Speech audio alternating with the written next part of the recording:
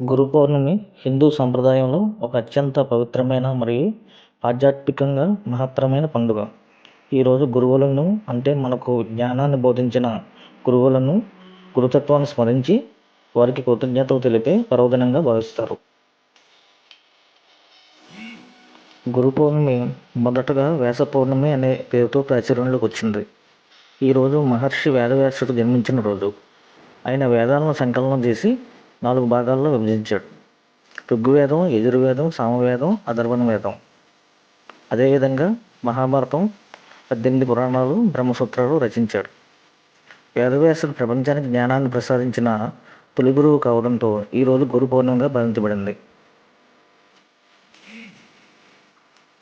హిందూ మతంలో గురువును భగవంతునికి భక్తునికి మధ్య సంధానకర్తగా భావిస్తుంటారు. వేదవ్యాసుని మానవజాతికి అంతటికి మంచి ఆధ్యాత్మిక వారసత్వాన్ని మిగిల్చి వెళ్ళాడు కాబట్టి ఆయన్ను మానవాళికి అంతటికి గురువుగా భావిస్తుంటారు.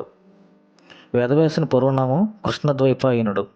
వేదకాలపు సంస్కృతిని అంతా 4 వేదాల్లో ఆయన సంకలనం చేసిన తర్వాత ఆయన్ను వేదవ్యాసునిగా పిలవడం ప్రారంభించారు. దక్షిణ భారతదేశంలో కొన్ని ప్రాంతాల్లో పూర్ణిమ వ్రతాన్ని ఆదిశక్తి పేరుతో ఆచరిస్తుంటారు. ఈ పర్వదినం సందర్భంగా ఆలయాల్లో ప్రత్యేక పూజలు నిర్వహిస్తారు. పూర్ణిమ నాడే కొంతమంది సత్యనారాయణ వ్రతాన్ని లేదా పూజను నిర్వహిస్తుంటారు. షిరిడి సాయిబాబా ఆలయాల్లో ప్రత్యేక పూజలు ఈ రోజు మొదలుకొని 3 రోజులు నిర్వహిస్తారు. హిందూ క్యాలెండర్ ప్రకారం ఆషాఢ మాసంలో పౌర్ణమి రోజున జరుపుకుంటారు. దీన్ని వ్యాస పౌర్ణిమ అని కూడా పిలుస్తుంటారు.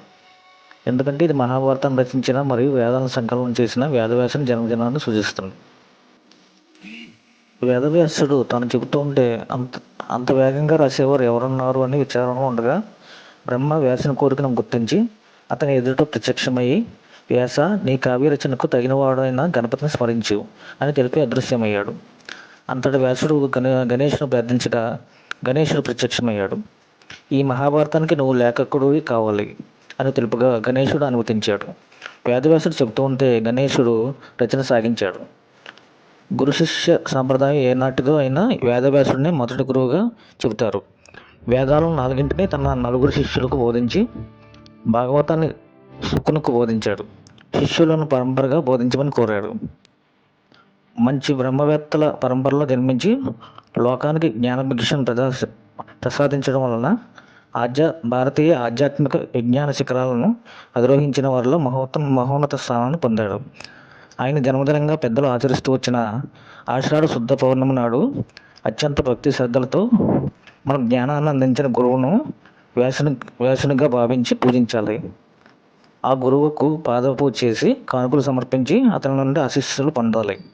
ఇది అనాదిగా వస్తున్న సంప్రదాయం. గురు బ్రహ్మ, గురు విష్ణు, గురుదేవో మహేశ్వర, గురు సాక్షాత్ పరబ్రహ్మ తస్మై శ్రీ గురువే నమః అనే శ్లోకంతో గురువును ప్రార్థించాలి. గు శబ్దం అంధకారం తెలుపుతుంది.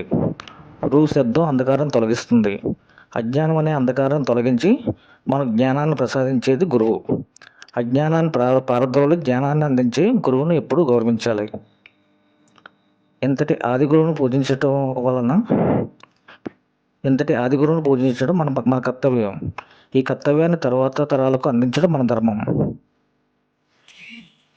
వేదవ్యాసుడు తన 2 చేతులను పైకి ఎత్తి లోకమంతటికి నమస్కరిస్తూ చెప్పిన మాటల్లో విశిష్టమైనది ఏమిటంటే, ఇతరులు మీ పట్ల ఏ విధంగా ప్రవర్తిస్తే మీరు బాధపడతారో మీరు ఇతరుల పట్ల ఆ విధంగా ప్రవర్తించవద్దు.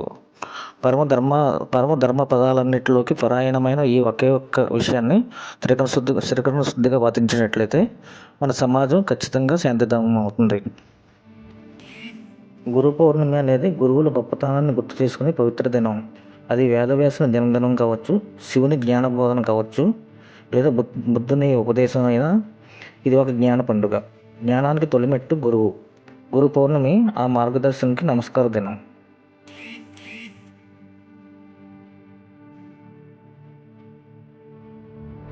గురు పౌర్ణమి రోజున చేయవలసినవి: గురువుకి పాదపూజ చేయడం, వారికి నమస్కరించి ఆశీస్సులు తీసుకోవడం, గురువాక్యాలను స్మరించడం, ఉపవాసం ఉండడం, జపధ్యానాలు చేయడం.